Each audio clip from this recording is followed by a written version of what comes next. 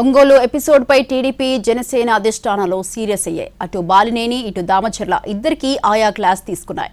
TDP Janasena సమన్వయంతో కలిసి పనిచేయాలని సూచించాయి. ఆంధ్రప్రదేశ్లో అధికార కూటమికి చెందిన ఇద్దరు కీలక నేతల మధ్య రేగిన వివాదం ఒంగోలు రాజకీయాల్లో హీట్ పుట్టిస్తోంది. ఒంగోలు ఎమ్మెల్యే దామచర్ల జనార్దన్, జనసేన నేత బాలినేని శ్రీనివాస్ రెడ్డిల మధ్య మాటల యుద్ధం తీవ్ర స్థాయికి చేరింది.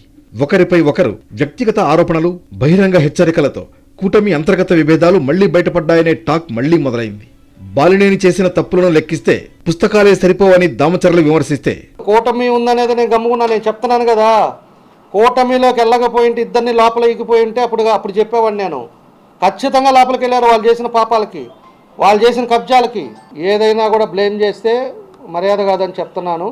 ఇవి కూడా ఏమైతే మాట్లాడాడో ఇవన్నీ కూడా కేసులు కూడా అక్కడ జనసేన అధ్యక్షులు పవన్ కళ్యాణ్ గారిని, ఇటు బాబు గారిని కలిసి నన్ను ఏం చేయమంటారో కూడా నేను కూడా అడుగుతాను. దామచర్ల చేస్తున్న అవినీతి అక్రమాలపై సమగ్ర విచారణ జరిపించాలని బాలినేని డిమాండ్ చేశారు. మాట్లాడటం పద్ధతులు నేర్చుకో. ఏదో లోపలేపించాడు, లోపలేసావు. మేము ఏం తప్పులు చేసావు? నువ్వు చేసావు ఇప్పుడు తప్పులన్నీ. నిన్న మాట్లాడుతున్నావు. నేను ఈ విషయాలన్నీ చంద్రబాబు నాయుడు గారికి, లోకేష్ గారికి, కళ్యాణ్ గారికి చెప్తాను అన్నాను. ఓకే, నువ్వు మగోడు అయితే ఛాలెంజ్ చేస్తున్నావు. నువ్వు మగోడు అయితే నేను చేసినప్పుడు జరిగిన ఈ విషయాలు, ఇప్పుడు ఈ 2 సంవత్సరాల్లో జరిగిన విషయాలు ఎంక్వైరీ ఏమని చెప్పి నువ్వు చంద్రబాబు నాయుడు గారికి చెప్పాలా. కూటమిలో ఇలా కుంపట్ల వాతావరణం వేడెక్కిస్తోంది. బాలినేని, దామచర్ల ఎపిసోడ్పై 2 పార్టీల అధిష్టానాలు సీరియస్ అయ్యాయి. కూటమి పక్షాల సమన్వయ కమిటీ టెలికాన్ఫరెన్స్ లో ఈ ఎపిసోడ్పై హాట్ డిస్కషన్ జరిగింది.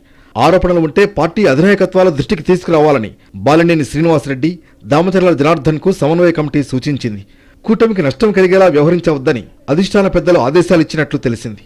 దామచర్ల జనార్దన్తో ఫోన్లో మాట్లాడారు మంత్రి అచ్చెన్నాయుడు. జనసేన అధిష్టానం కూడా బాలినేనికి ఫోన్ చేసింది.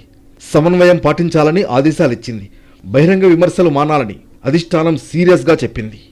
ఇదే పరిస్థితి కొనసాగితే కూటమి ఐక్యతకే ఇబ్బందులు వచ్చే అవకాశాలున్నాయి. దీంతో అధిష్టానం ప్రత్యేక దృష్టి పెట్టింది.